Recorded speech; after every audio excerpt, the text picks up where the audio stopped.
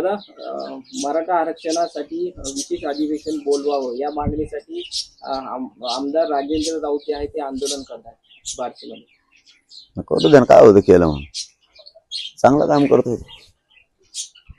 देवेंद्र फडणवीसची बाजू लावून धरणं चांगलं हो द्या ना. दूध का दूध, पाणी का पाणी, एकदा लावू द्या दिवशी. मराठ्याला तरी कळते ना कोणचे आमदार बोलतात कोणचे नाही बोलत, विरोधी पक्षाचे आमदार काय म्हणतायत, सत्ताधाऱ्यांचे काय म्हणतायत. हो द्या, मराठ्यांपुढे उघडे पडू द्या. बरं होय, आम्ही वाट बघतोय त्या अधिवेशनाची. तुमची पण तीच मागणी आहे का? बघा आता ती आता ही माणूस येतो सैन्यातला, त्याच्यामुळं काय भयान माणूस, काही मागणी करू शकतो.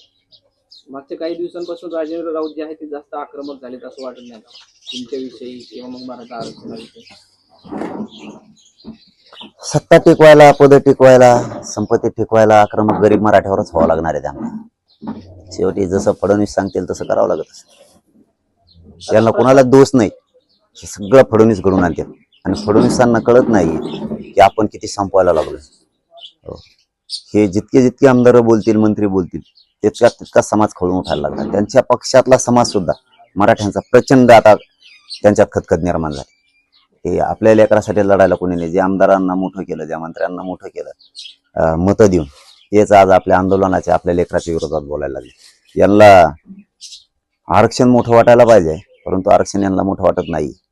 यांना पक्ष आणि नेता मोठा वाटतं. ही सगळ्यात मोठी चूक जीवनातली फडणवीस साहेब करायला लागले. कारण हे सोपं नाहीये. बाकीच्या समाजाचे लोक बघा की कोणत्याही पक्षात राहतील, पण आरक्षणाच्या बाजूने बोलतात, त्यांच्यात विरोधात जात नाहीत आणि आंदोलन पण करत नाहीत. हे मात्र स्वतःचा पक्ष आणि त्यांचा नेता आणि स्वतःची संपत्ती वाचवायसाठी जातीच्या आरक्षणाच्या विरोधात. आपल्याला मोठं आरक्षण वाटलं पाहिजे. जसं बाकीच्यांना आरक्षण मोठं वाटतं, नेता आणि पक्ष मोठा नाही वाटत त्यांना, तसं यांना वाटणं अपेक्षित होतं. आणि मराठ्यांना ते ऐकायचं होतं यांच्या तोंडून की पक्ष नेता आमच्यासाठी मोठा नाही, कोणी निवडून येऊ किंवा कोणी पडो, आमच्यासाठी ते मोठं नाही, आमच्यासाठी आरक्षण मोठं आहे. कारण आमचा करोडो गोरगरीब समाज मोठा आहे आरक्षणामुळे होणार आहे, हा उद्देश यांचा पाहिजे होता. परंतु आता देवेंद्र फडणवीस यांचे विचार जर चालवायचे म्हणलं यांना, तर यांना नावीलाजान तसं वागावं लागणार आहे. नसता तो यांना झोप नाही येऊ देणार. यांना कामं दिलेली आहेत आणि काय दिलेलं असेल. आता हे संपात्या वाचवायच्यात, त्याचं ऐकावंच लागणार आहे. नसतं ते तसलंय. मला तर लय डॅशिंग वाटत होतं ते फडणवीस, पण ते इतकं भेकड निघालं. ते खोटं फशीत आहे असं माणसाला काय म्हणता येते, केस करीन आणि जेलमध्ये टाकीन. म्हणजे हे लय सोपं राजकारण हाताळतो. म्हणजे तो काम येतात ना त्याला, पुरोगामी विचारानं, मुरब्बीपणानं काम नाही करत. सत्तेच्या जोरावरती आणि त्याचा गैरवापर करून फक्त भेडायचं गोरगरीबाला किंवा त्या नेत्याला की तू आमचा ऐक नसता तुला जेलमध्ये टाकू. जसं की मला करायचा प्रयत्न केला त्यांनी यासाठी नेऊन जेलमध्ये टाकेन. म्हणलं मला टाकन, कुटुंबाला टाक, मी नाही मोजित तुला. गप बसलं.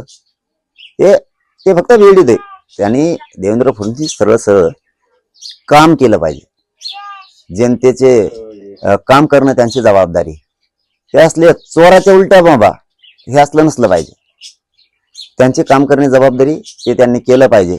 उगाच आमचेच लोक आमच्याच विरोधात घालून देवेंद्र फडणवीस जास्त फसायला लागला हे त्याच्या लक्षात येत नाही. पण त्याच्यापाशी पण जाहीरपणानं सांगतो मी त्यांना की तुम्ही आरक्षण द्या, तुम्ही खड्डा नाही भरून काढू शकत. तुम्ही अख्खा महाराष्ट्र जरी एकीकडून केला ना, तरी पण त्याच्यात अर्धा एकटा मराठा आहे.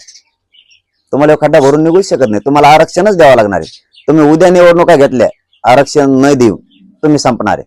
आणि तुम्ही 4 महिने नाही घेतल्या तरी संपणार आहे. तुम्हाला आरक्षणच द्यावं लागणार आहे. त्याशिवाय मराठा आता हटत नाही आणि थांबणार पण नाही. समजून घ्या. मनोज जरांगे पाटील हे राहुल गांधी यांना आरक्षणाच्या बाबतीत प्रश्न विचारतील का? आणि तुम्ही काय आलात? आम्ही विचारायचं, तुम्ही काय करता? मला नुसतं संपात्या का गोळा करता काय?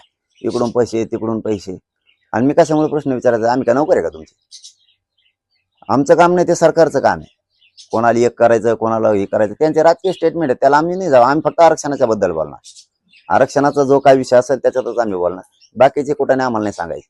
त्याला अडण फिडण अरे लय उठले ताटले जाऊन तिकडे यांना बोलायचंच नाही आम्हाला. हे मराठ्याच्या खिशातच येतात. उतळाला यांना. हे देवेंद्र फडणवीस वाचवणारे लोक आहेत, जात वाचवणारे लोक नाहीत.